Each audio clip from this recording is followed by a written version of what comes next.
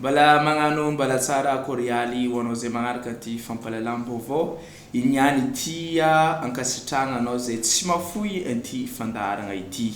Ihany mboatsika vaovao niany tia dia ny fampiofanana momba ny fanarahamaso ny sécurité sy santé du travail ho an'ny inspecteur sy contrôleur du travail ato amin'ny faritra diana sy sava izay nataony tetikasa vision 100622 ndao ary arahantsika ny Antsiranana makasika izay. Fanohizana ny asan'ny tetikasa vision 100622 eto agnivon'ny OIT eto Madagasikara izao fanomezam-piofanana ho an'ireo inspecteur et des contrôleurs du travail aty amin'ny faritra diana sy sava izao. Ny tsy fampian'ny antotanisa feno sy exact momba ny accident du travail dia agnisan'ny olana maventy eto Madagasikara. Tamin'ny taogno 2014 nilaza ny kinaps fa eo amin'ny 300 no tatry ny accident du travail.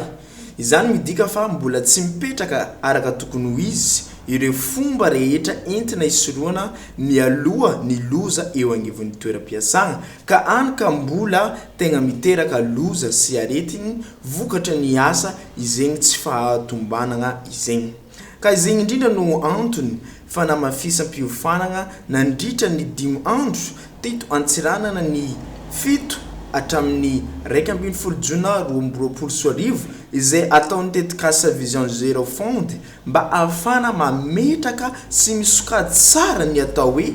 danger sy risque mety ho hita amin'ny toeram-piasana anankiray indrindra fa amin'ny fanamboaran-dalana sy fanorenana trano sy ny fanamboaran-damba mba tegna mipetraka tsara izany hoe en sécurité et santé au travail eto Madagasikara.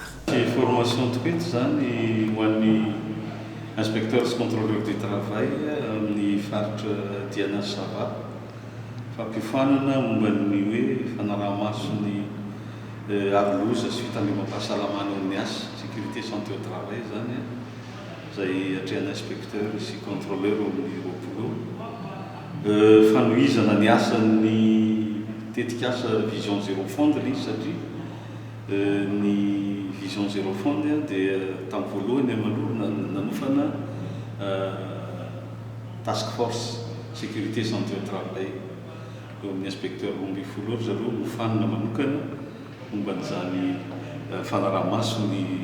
loza sy ny aretina vokatry ny asa zany. Rehefa avy niofanareo dia tsy maintsy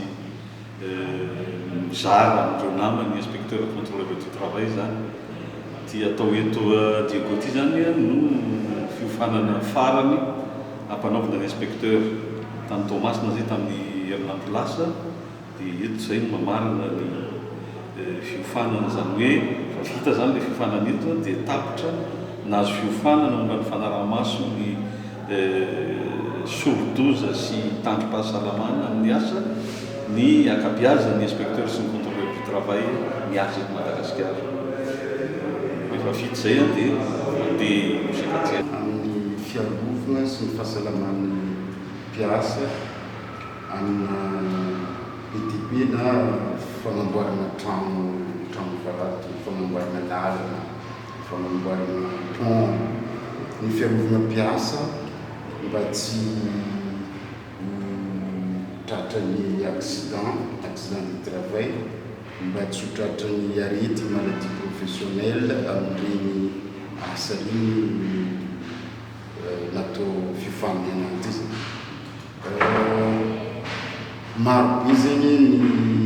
loza ny risque mety ho azo amin'ny fanamboarana trano reny mety miatra amin'ilay mpiasa regny dia zay zegny mahatsara ny antony anaovana fiofanana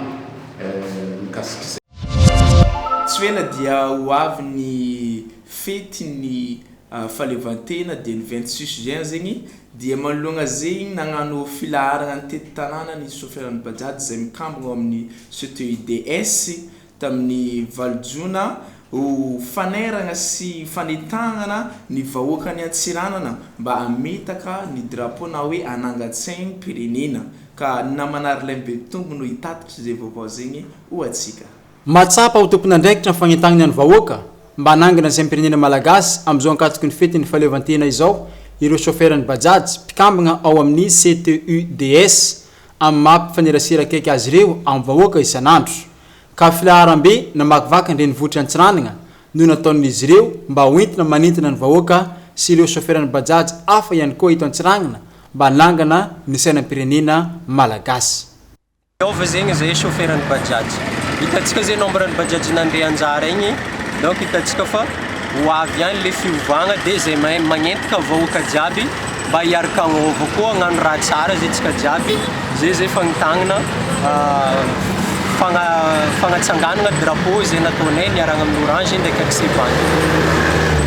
Ankoatra ny hetsika filaharana fagnitagnana ny olona ametaka ny sainam-pirenena malagasy dia manao ezaka ihany koa ny tompon'andraikitra Andriamatoa Raterandradora Samir dia mpiandraikitra ny CTUDS no sady mpanorona io coopérative io amin'ny fagnitagnana ireo chauffeur-ny Bajaj mba neo ny famarignana amin'ny asa zay atao andavanandro, indrindra fa ny fangalana ny taratasy fahazahoan-dalagna rehefa ivoaka ny renivohitry Antsiranana.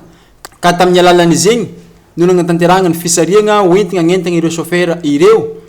izay toagnany Orange Madagascar, ny Accès Bank ary ny Star Times. Tsika fataonay zegny magnentanentagna chauffeur jiaby hidrika agnatin'le fikambanana zegny misy zegny karaha ataony keo igny zay zay miezaka zegny ampivoatra le fiainana chauffeur ndraiky fiarahamonignazy. Agnisan'zegny hitantsika keo zegny reo cadeau-ny zaregna aby igny 10 000 francs participation ndro aminany igny en plus raha ilaindreo azo autorisation mitsaka barrage fa mba indesinay magnampy chauffeur zegny ndraikindraiky zay magnano hetsy koa zay indesinay magnampy reo. Marigna fa Andriamatoa Emilien no tsara vintagna nahazo ny fagnomezana Star Times nandritra ny antsapaka izay natao maly valjona taoreo ny filaharana izay nataon'ireo chauffeur-ny Bajaj fagnitagnana ny vahoaka sy ny chauffeur hafa ihany koa ametaka ny sainam-pirenena malagasy. Tao agnatin'ireo enigny izay nanaovana antsapaka dia izy no nahazo izany fanomezana Star Times izay omaly. Tampoko aminakazy sampotsy zahazo le raha tsy magnantegna fa le zahazo izy efa le raha zegny anjara fa lahatra tampoko amin'Andriamanitra. Ny amaranantsika ny vaovaontsika dia makasiky ny amin'ny Karaté K. Lany filohan'ny Karaté K ato amin'ny faritra Diana ny maître Chamsidiny Kamily Houssen 5e dan tamin'ny 7 Jona lasa teo igny tao amin'ny maison des jeunes Antsiranana. Namanary lay bebitomba atrano no hitatitra zegny vaovao zegny ho atsika. Chamsidiny Kamily Houssen no filo vaovao voafidy hitantagna ny ligue karaté ato amin'ny faritra Diana na mandritra ny 4 taogno. Ny fampiroboroboagna ny karaté ato amin'ny faritra Diana no agnisan'ny tanjony ity filo vaovao ity araka ny fagnambaragna izay nataony nandritra ny fifidianagna izay nataony 7 Jona 2020 lasa teo. Eo ihany koa ny fampiakarana ny taranja karaté eto Madagasikara ary amseho ny faritany Antsiranana amizay taranja karaté zay no tanjony ity filo vaovao ity. Zany hoe zegny zay mihitsy antony nitsanganako satria antegna anisany ancien Karaté K zay teto amin'ny faritany Antsiranana fa sady ravinahitra tany Antananarivo nohony tsy fahitagnatsika amin'ny sehatra nasionaly amin'ny sehatra internasionaly nitsanganako andao atsika namagna sy tapaka hiaraka agnentaka ny faritany Antsiranana amin'ny lafiny karaté fa ho hitatsika eo zegny manomboka amin'ny taogno ity fa miboaka amin'ny sehatra nasionaly ny faritany Antsiranana amin'ny lafiny karaté do compétition championnat Madagascar. Tapitry saady ny fampilala vaovaontsika tamin'ity andra niany ity ankasitragna manokana anao izay niaraka taminay teto zisaka amin'ny farany ny namana sy tanio no nanolotra ny vaovao anao teo igny ary ny namagna be mitomba Arlin izay nitatitra ny vaovao sy arsolo tao amin'ny lafiny teknika dia ankasitratrika ary mametra beloma ny amin'ny magnaraka indray veloma tompoko.